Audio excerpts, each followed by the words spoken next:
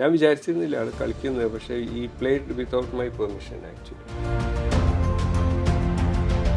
Meniscus മാത്രമേ ചെയ്തിട്ടുള്ളൂ, വേറെ മേജർ സർജറീസ് ഒന്നും ചെയ്തില്ല. നീ അൺലോക്ക് ചെയ്ത് കൊടുത്തു ആൾക്ക് കളിക്കാൻ പറ്റുന്ന ഒരു കണ്ടീഷൻ. പക്ഷെ എന്നാലും ആൾ കളിക്കാൻ പാടില്ലായിരുന്നു. ആൾ 2 വീക്സിൻ്റെ ഉള്ളിൽ ക്വാർട്ടേഴ്സ് ഫൈനൽ കളിച്ചു, സ്റ്റിച്ച് എടുക്കണമെന്ന്. That's the first encounter with IM Vijay. ഒരുപാട് ഫേമസ് ആയിട്ടുള്ള പ്ലേയേഴ്സ് ഏറ്റവും ആദ്യം പറയുന്ന പേരുള്ള ഒരാൾ, അതാണ് ഡോക്ടർ ഷീല. ഇന്ന് ആരോഗ്യത്തിൽ എൻ്റെ കൂടെ അദ്ദേഹം വരുന്നുണ്ട്, അദ്ദേഹത്തിൻ്റെ കൂടെ ഡോക്ടർ ഹരിശങ്കർ ഉണ്ട്, അതുപോലെ ഫിസിയോ സജീഷ് വന്നിട്ടുണ്ട്. നമ്മളിന്ന് ആർത്രോസ്കോപ്പി ആൻഡ് സ്പോർട്സ് ഇഞ്ചുറീസിനെ കുറിച്ചാണ് സംസാരിക്കുന്നത്. അതിലെ സ്പെഷ്യലിസ്റ്റ് ആണ് ഇവർ, അതിന് സഹായിക്കുന്ന ആളാണ് Sajeesh. Welcome every one. Doctor, ഞാനൊരു കഥ കേട്ടിട്ടുണ്ട്. മലയാളിയുടെ സ്വകാര്യ അഹങ്കാരമായ ശ്രീ IM വിജയൻ ഒരിക്കൽ ഇഞ്ചുറി വരുന്നു, കളിക്കളത്തിൽ വീഴുന്നു. അദ്ദേഹം പറയുന്നു, എന്നെ ആരും തുടരുത്, ഡോക്ടർ ഷില്ലർ മാത്രം എന്നെ ട്രീറ്റ് ചെയ്താൽ മതി. എന്താണ് അതിന് പിന്നിലുള്ള ഒരു ഗുട്ടൻസ്? എന്താണ് നിങ്ങൾ തമ്മിലുള്ള അടുപ്പ്? ഒന്ന്, ഞങ്ങൾ രണ്ടുപേരും ഒരേ നാട്ടുകാരാണ്, തൃശ്ശൂർ. പിന്നെ വിജയൻ ആക്ച്വലി പ്രൊഫഷണൽ ഫുട്ബോളിൽ ജോയിൻ ചെയ്യണൊക്കെ വളരെ മുമ്പ്. എനിക്ക് സെവൻസ് ഒക്കെ കളിച്ച് നടന്നിരുന്ന കാലത്ത് 17-18 വയസ്സുള്ളപ്പോൾ അന്ന് തൊട്ട് വിജയനെ അറിയായിരുന്നു. ആ സമയത്ത് ഞാൻ MBBS പഠിക്കുകയാണ്. പിന്നെ ഞാൻ ഫ്രാൻസിലേക്ക് സ്പോർട്സ് ഇഞ്ചുറി സ്പെഷ്യലൈസ് ചെയ്യാൻ പോണതിൻ്റെ 2 ദിവസം മുമ്പാണ് IM വിജയൻ ഫസ്റ്റ് ആയിട്ട് പ്രൊഫഷണൽ ഫുട്ബോൾ മോഹൻ ബഗാൻസിന് സൈൻ ചെയ്യണേ. അതിനുശേഷം ഞാൻ പോയി കുറേ വർഷങ്ങൾക്ക് ശേഷം തിരിച്ചു വരുമ്പോഴേക്കും IM Vijayan fully into professional football ആയിട്ടായിരുന്നു. ഫസ്റ്റ് ടൈം ഇഞ്ചുറി ആയിട്ട് IM വിജയൻ്റെ അടുത്ത് വരുന്നത് 99-2000 സന്തോഷ് ട്രോഫി ആയിരുന്നു. ടൈം അത് തൃശ്ശൂർ വെച്ചായിരുന്നു. അതിൽ ഫസ്റ്റ് റൗണ്ടിൽ ഒരു ഇഞ്ചുറി പറ്റിയ IM വിജയന് ഒരു മെനിസ്കസ് ടയർ വന്നു. മെനിസ്കസ് ടയർ എന്ന് പറഞ്ഞാൽ ജോയിൻറ്റിൻ്റെ ഉള്ളിൽ ഒരു വാഷർ, ഒരു കുഷൻ പോലെ ഒരു സ്ട്രക്ചർ ഉണ്ട്. അത് കാർട്ടിലേജ് എന്ന് മെനിസ്കസ് എന്നൊക്കെ പറയും. അത് ടയർ ചെയ്തിട്ട് മുട്ട് ലോക്കായി പോയി, മുട്ട് നിവർത്താൻ കഴിയുന്നില്ല. പക്ഷേ ഈ സന്തോഷ് ട്രോഫി അന്ന് നടക്കുന്നത് IM വിജയൻ ജനിച്ച് വളർന്ന ആ സ്ഥലത്ത്, ആ ലൊക്കാലിറ്റിയിലാണ്, ആ സ്റ്റേഡിയത്തിൻ്റെ. നിങ്ങൾക്ക് തൃശ്ശൂരത്തെ കോർപ്പറേഷൻ സ്റ്റേഡിയം അറിയുമെന്ന് അറിയാം, എനിക്കറിയാം. ആ സ്റ്റേഡിയത്തിൻ്റെ വളരെ ക്ലോസ് ആയിട്ടുള്ള കുറച്ച് ഏരിയാസിലാണ് IM വിജയൻ്റെ വീടായിരുന്നു. അവൻ ജനിച്ചതും വളർന്നതൊക്കെ അവിടെ നിന്നാണ്, ഫുട്ബോൾ കളിച്ചിട്ടില്ല.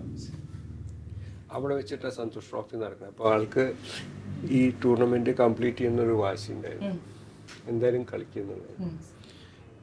അപ്പോൾ ആൾ വേറെ എവിടെയെങ്കിലും ട്രീറ്റ്മെൻറ്റിനോ അല്ലെങ്കിൽ കുറേ ദൂരം എവിടേക്കെങ്കിലും പോയി കഴിഞ്ഞാൽ ചിലപ്പോൾ ആൾക്ക് നെക്സ്റ്റ് മാച്ച് കളിക്കാൻ പറ്റിയില്ല എന്നുള്ളൊരു ഭയം ഉണ്ടായിരുന്നു തോന്നുന്നു. ഞാൻ ആ സമയത്ത് കാലിക്കറ്റിലാണ് വർക്ക് ചെയ്യുന്നത്. അപ്പോൾ IM വിജയൻ അങ്ങനെ വന്നുകൊണ്ട് അടുത്ത് ട്രീറ്റ്മെൻറ്റ് ഞങ്ങൾ ആർത്രോസ്കോപ്പി ചെയ്ത്, മെനിസ്കസ് മാത്രമേ ചെയ്തിട്ടുള്ളൂ, വേറെ മേജർ സർജറീസ് ഒന്നും ചെയ്തില്ല. നീ അൺലോക്ക് ചെയ്ത് കൊടുത്തു ആൾക്ക് കളിക്കാൻ പറ്റുന്ന ഒരു കണ്ടീഷൻ. പക്ഷെ എന്നാലും ആൾ കളിക്കാൻ പാടില്ലായിരുന്നു. ആൾ 2 വീക്സിൻ്റെ ഉള്ളിൽ ക്വാർട്ടേഴ്സ് ഫൈനൽ കളിച്ചു, സ്റ്റിച്ച് എടുക്കണമെന്ന്. എന്നിട്ട് ഒരു ഗോളും സ്കോർ ചെയ്തെന്ന് തോന്നുന്നു. അഗെയിൻസ്റ്റ് കർണാടകയായിരുന്നു തോന്നുന്നു, എനിക്ക് ഓർമ്മയുണ്ട്. അഗെയിൻസ്റ്റ് കർണാടക സ്റ്റേറ്റ് ആയിരുന്നു. That is quarter finals. That's the first encounter with IM Vijayan. അത് 2000-ലായിരുന്നു. ഞാൻ വിചാരിച്ചിരുന്നില്ല ആൾ കളിക്കുന്നത്, പക്ഷേ ഈ played without my permission actually. ഞാനിപ്പോൾ പറഞ്ഞു തുടങ്ങിയ പോലെ തന്നെ നമുക്ക് ഏറ്റവും ഇഷ്ടമുള്ള കളിക്കാർക്ക് ഒരു ഇഞ്ചുറി വന്നു കഴിഞ്ഞാൽ പിന്നെ ഭയങ്കര സങ്കടമാണ്. എങ്ങനെയെങ്കിലും ഇവരെ പഴയ പോലെ ആക്കാന്നുള്ളതാണല്ലോ നമ്മുടെ ഒരു ഇത്. അപ്പം ഈ കളിക്കാർക്കിടയിൽ ഞാൻ ഏറ്റവും കോമൺ ആയിട്ട് കേൾക്കുന്ന ഒരു ടേമാണ് ACL ഇഞ്ചുറി എന്ന് പറയുന്നത്. അത് ശരിക്കും എന്താണ് ഈ ACL ഇഞ്ചുറി എന്നുള്ളത്? ACL അല്ലെങ്കിൽ ലിഗമെൻ്റ് എന്ന് പറയും. കുറേ കൂടെ കോമൺ ആയിട്ട് പ്ലേയേഴ്സ് ഇവിടെ യൂസ് ചെയ്യുന്ന വാക്ക് ലിഗമെൻ്റ്. അതിനൊരു മലയാളം ട്രാൻസ്ലേഷൻ ഉണ്ടോയെന്ന് എനിക്കറിയില്ല ലിഗമെൻറ്റിന്. എസെൻഷ്യലി ലിഗമെൻ്റ് എന്ന് പറഞ്ഞാൽ നമ്മുടെ ജോയിൻസിൻ്റെ ബോൺസ് നമ്മൾ കണക്ട് ചെയ്യണ ഒരു ബാൻഡ് അല്ലെങ്കിൽ ഒരു സ്ട്രാപ്പ് പോലെ ഒരു ഫൈബ്രസ് ഒരു സ്ട്രിപ്പാണ്, ഒരു ടിഷ്യൂ, സോഫ്റ്റ് ആയിട്ടുള്ളൊരു സ്ട്രിപ്പാണ്. ഇനി ലിഗമെൻറ്റ്സ് ആണ് ജോയിൻസ് എപ്പോഴും മൂവ് ചെയ്യണ ഒരു സ്ട്രക്ചറാണ്, മൂവ്മെൻറ്റ് നടക്കുന്ന സ്ട്രക്ചർ. അത് തമ്മിലുള്ള ബോൺസ് തമ്മിൽ ലിങ്ക് ചെയ്യണ ഒരു കുറേ സ്ട്രാപ്സാണ് ഈ ലിഗമെൻറ്റ്സ് എന്ന് പറയുന്നത്. അപ്പോൾ ഈ ലിഗമെൻറ്റ്സ് ആണ് നമ്മുടെ ജോയിൻസിനൊക്കെ സ്റ്റെബിലിറ്റി തരുന്നത്, ഉറപ്പ് ബലം തരുന്നത്. അല്ലെങ്കിൽ ജോയിൻസ് ഡിസ്ലൊക്കേറ്റ് ചെയ്യാതെ തെന്നി പോവുക, ഇടറി പോവുക, അങ്ങനെയൊക്കെ ഉണ്ടാവും. അപ്പോൾ ഈ ACL ആണ് നീ ജോയിൻറ്റിൻ്റെ one of the most important ligament. വേറെ ലിഗ്മെൻറ്റ്സും ഉണ്ട് നീക്ക്, PCL ഉണ്ട്, MCL ഉണ്ട്, LCL ഉണ്ട്, ഒരുപാട് ലിഗ്മെൻറ്റ്സ് ഉണ്ട്. പക്ഷേ ഫുട്ബോളേഴ്സിനും സ്പോർട്സ് പേഴ്സൺസിനും ഏറ്റവും കോമൺ ആയിട്ട് ടയർ ചെയ്യണ ഒരു സ്ട്രക്ചറാണ് ACL. അപ്പോൾ ഇതൊരു ഫിംഗറിൻ്റെ ആക്ച്വലി ഇത്ര തിക്നെസ് ഉണ്ടാവുള്ളൂ, സൈസ് ഉണ്ടാവുള്ളൂ. ഇത് ജോയിൻ്റ് മുട്ടിൻ്റെ സെൻറ്ററിൽ 2 ബോൺസും തൈ ബോണും ലെഗ് ബോണും തമ്മിൽ കണക്ട് ചെയ്യുന്ന ഒരു സ്ട്രക്ചറാണ്. എനി ബാഡ് ലാൻഡിങ്ങിൽ, ബാഡ് ടാക്കിളിൽ, അല്ലെങ്കിൽ ട്വിസ്റ്റിംഗ് ഇഞ്ചുറിയിൽ ലാൻഡ് ചെയ്യുമ്പോൾ കാല് തിരിഞ്ഞു പോകും. അങ്ങനെയൊക്കെ വരുമ്പോൾ ഈ ACL റപ്ചർ ചെയ്യും, പൊട്ടിപ്പോകും. അതൊരിക്കൽ ബ്രേക്ക് ചെയ്ത് കഴിഞ്ഞാൽ, ടയർ ചെയ്ത് കഴിഞ്ഞാൽ പിന്നെ നീടെ സ്റ്റെബിലിറ്റി പോകും. നോർമലി നടക്കാനൊക്കെ പറ്റും, പക്ഷേ കാലിൽ വെയിറ്റ് കൊടുത്ത് പെട്ടെന്ന് തിരിയുക, അല്ലെങ്കിൽ ജമ്പ് ചെയ്യുക, അല്ലെങ്കിൽ കളിക്കുക, ഇതൊക്കെ ചെയ്ത് കഴിഞ്ഞാൽ മുട്ട ഇടയ്ക്കിടയ്ക്ക് തെന്നിപ്പോവും. അത് ഭയങ്കര പെയിൻഫുള്ളാണ്. മുട്ടിൻ്റെ സ്റ്റെബിലിറ്റി പോകും, എനിക്ക് പറയാം. അതാണ് ACL എന്ന് പറയുന്നത്. ഹരിശങ്കർ ഡോക്ടർ, ഈ ACL ടയർ എന്ന് പറയുന്നത് ഇപ്പോൾ ഡോക്ടർ ഒരിക്കൽ വരുന്നതിനെക്കുറിച്ച് പറഞ്ഞല്ലോ. ഇത് വന്നു എന്ന് വിചാരിക്കാം, ഇപ്പം അതിനെ തിരിച്ച് പഴയ പോലെ ആകാൻ പറ്റുമോ, അതോ അതെപ്പോഴും ഒരു സർജറി വഴി തന്നെ ചെയ്യേണ്ട ഒരു പ്രൊസീജിയറാണോ അതിനെ നേരെയാക്കുക?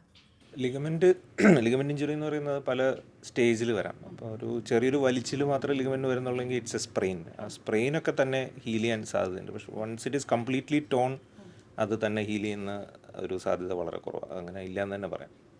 അതുപോലെ തന്നെ ഇപ്പം ഇത് വന്നു കഴിഞ്ഞാൽ ഇത് കളിക്കുമ്പോൾ മാത്രമാണോ, സ്പോർട്സിൽ മാത്രമാണോ ഈ ഒരു ലിഗമെൻറ്റ് പ്രശ്നം വരത്തുള്ളൂ? ലിഗ്മെൻറ്റ് ഇഞ്ചുറി എനി ട്വിസ്റ്റിംഗ് ഫോഴ്സിൽ വരാം, റോഡ് ട്രാഫിക് ആക്സിഡൻറ്റിൽ വരാം, എനി ഇഞ്ചുറിയിൽ വരാം, സ്ലിപ്പ് ചെയ്ത് വീഴുമ്പോൾ വരാം. മെക്കാനിസം ഓഫ് ഇഞ്ചുറിയാണ് ഇതിനകത്ത്. ഇപ്പോൾ കാല് ബെൻഡ് ചെയ്തിരിക്കണ നീ ട്വിസ്റ്റ് ചെയ്യുമ്പോഴാണ് യൂഷ്വലി ACL പോവുക. ആ മെക്കാനിസം ഓഫ് ഇഞ്ചുറി. പക്ഷേ നമ്മൾ ഫോർ ഓൾ പ്രാക്ടിക്കൽ റീസൺസ് നമ്മൾ കാണുന്നത് 90% സ്പോർട്സ് ഇഞ്ചുറീസിലാണ്, അതും ഫുട്ബോൾ ഇഞ്ചുറീസിലാണ് ACL കാണുന്നത്. ഇത് കഴിയുമ്പോഴേ പലപ്പോഴും ഫുട്ബോളേഴ്സിനറിയാം ഇപ്പം ഒരു സ്പോർട്സിൽ സ്പെഷ്യലൈസ് ചെയ്ത ആളുടെ അടുത്തേക്ക് വരണം എന്നുള്ളത്. പക്ഷേ ഈ ഓർത്തോപീഡിക് സർജൻ്റെ അടുത്തോട്ട് പോകുന്നതും ഒരു സ്പോർട്സ് ഇഞ്ചുറി സ്പെഷ്യലിസ്റ്റിൻ്റെ അടുത്തേക്ക് വരുന്നതും തമ്മിലുള്ള വ്യത്യാസം എന്താണ്? ശരിക്കും അത് തമ്മിലൊരു വ്യത്യാസമുണ്ടോ? ഇപ്പോൾ ജനറൽ ഓർത്തോപെഡിക്സ് എന്ന് പറയുമ്പോൾ ആ ഒരു സ്പെഷ്യാലിറ്റി ഒരുപാട് വാസ്റ്റ് ആയിട്ടുണ്ട്. ഇപ്പോൾ എല്ലാ ഓർത്തോപെഡിക് സർജൻസും സ്പോർട്സ് ഇഞ്ചുറീസ് ട്രീറ്റ് ചെയ്യുന്നില്ല.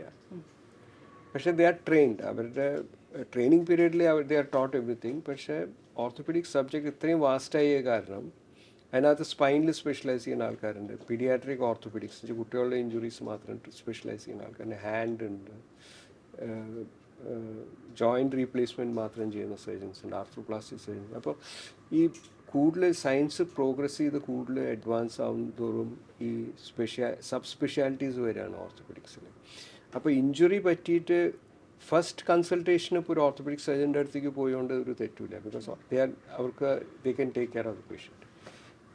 പക്ഷേ when they go for definitive treatment പോകുമ്പോൾ orthopaedic surgeons specialised in sports ഇഞ്ചുറീസിലുള്ള ആൾക്കാർ who are especially they call themselves അവർ ആർത്രോസ്കോപ്പിക് സർജൻസ് എന്നായിരിക്കും അവർ ലേബിൾ ചെയ്യുക അവരെ തന്നെ, അല്ലെങ്കിൽ സ്പോർട്സ് ഇഞ്ചുറി സ്പെഷ്യലിസ്റ്റ് എന്നായിരിക്കും.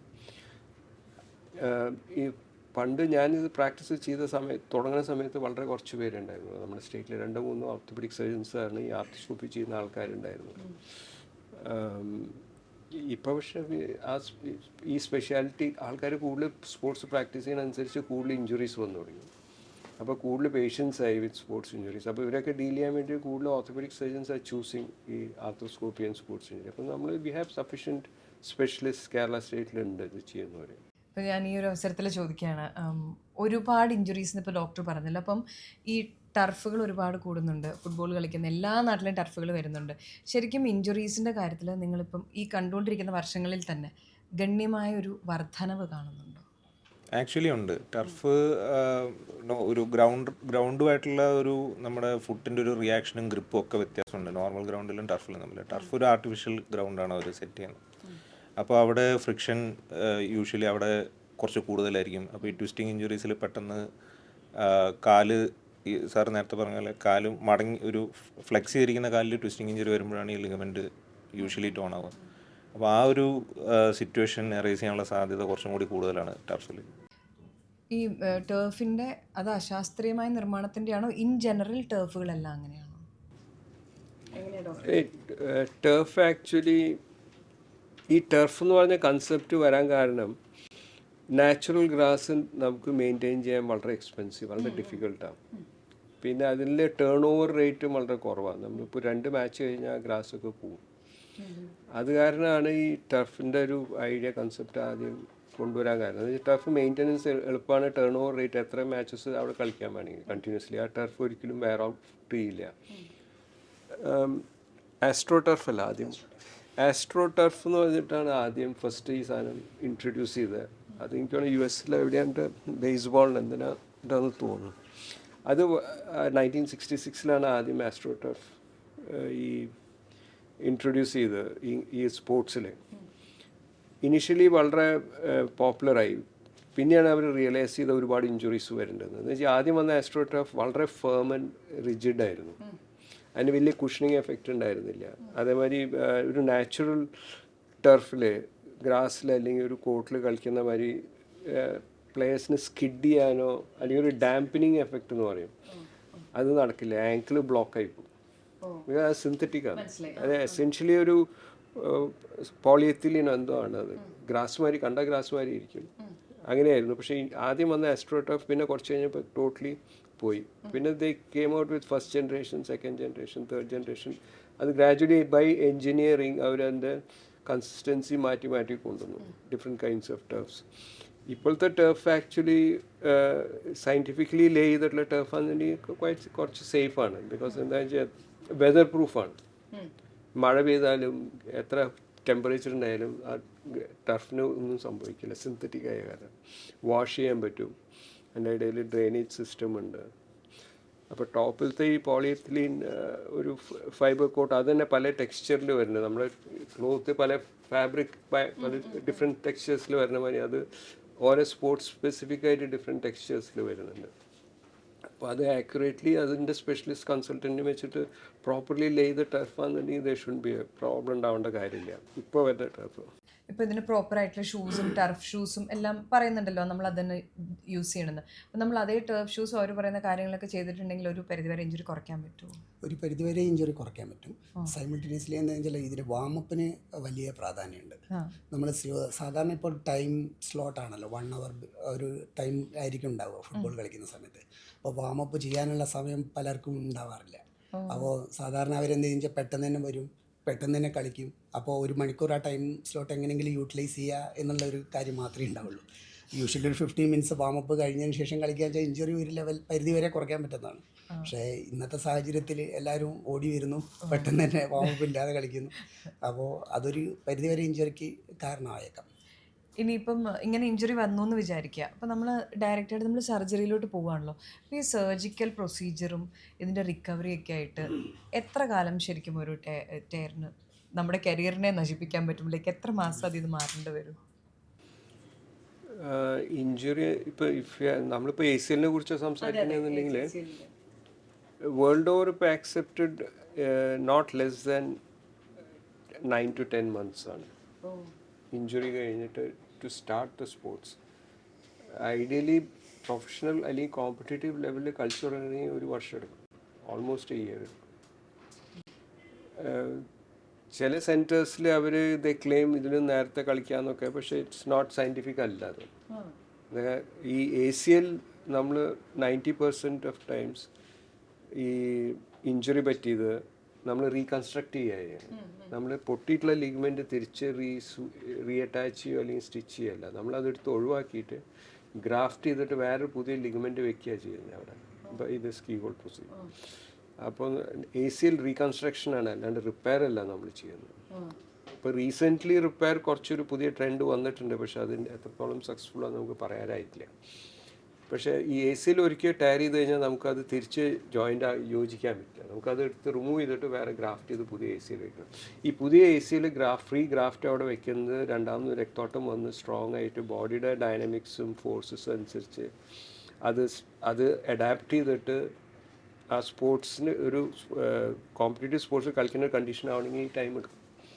അപ്പോൾ any centre, any hospital, any doctor claiming ഇതിന് മുമ്പ് 5 മാസത്തിൽ കളിക്കുക, 6 മാസത്തിൽ കളിക്കുക എന്ന് പറഞ്ഞാൽ ഇറ്റ്സ് ഡേഞ്ചറസ്.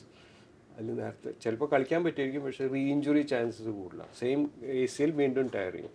അപ്പം അതാണ് ഞാൻ ഇനി ചോദിക്കാൻ പറ്റുന്നത്. നമ്മൾ പുതിയതായിട്ട് ചെയ്യുവാണല്ലോ, ഗ്രാഫ്റ്റ് ചെയ്ത് വെക്കുകയാണല്ലോ.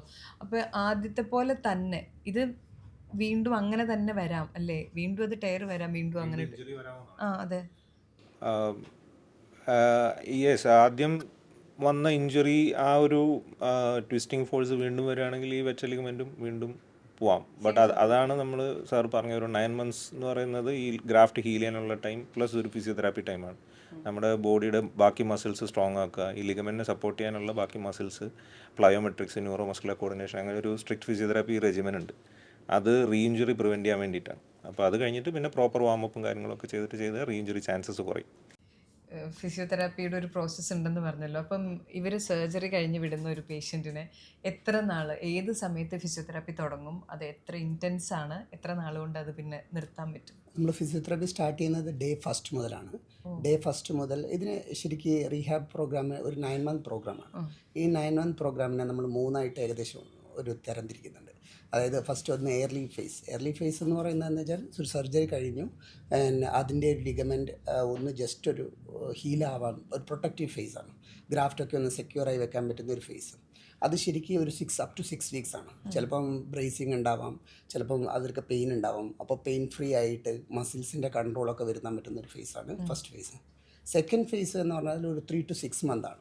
ഈ 6 months എന്ത് ചെയ്തെന്ന് വെച്ചാൽ നമുക്ക് കൂടുതൽ സ്ട്രെങ്തനിങ് ഫോക്കസ് ചെയ്യുന്നതാണ്.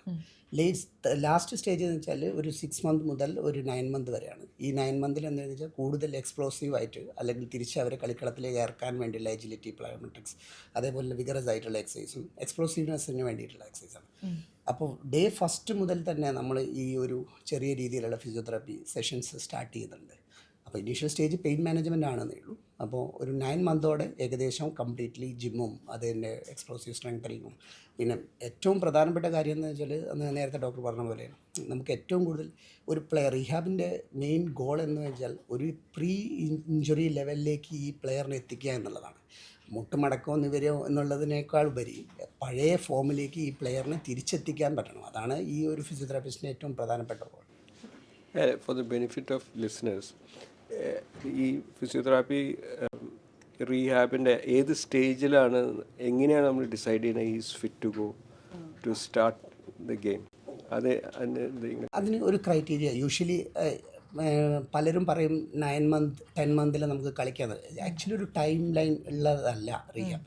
കാരണം നിങ്ങൾക്ക് ഈ ഒരു ചില പ്ലെയേഴ്സ് കാണാം, നമ്മൾ ACL ചിലപ്പോൾ സർജറി ചെയ്തിട്ടുണ്ടാവാം, പക്ഷേ 9 months വലിയ സ്ട്രെങ്തനിങ്ങോ കണ്ടീഷനിങ്ങോ ഒന്നും ചെയ്യാതെ 9 months ആയി ഞാൻ കളിച്ചോട്ടെ എന്ന് വരുന്ന ആൾക്കാരുണ്ടാവും.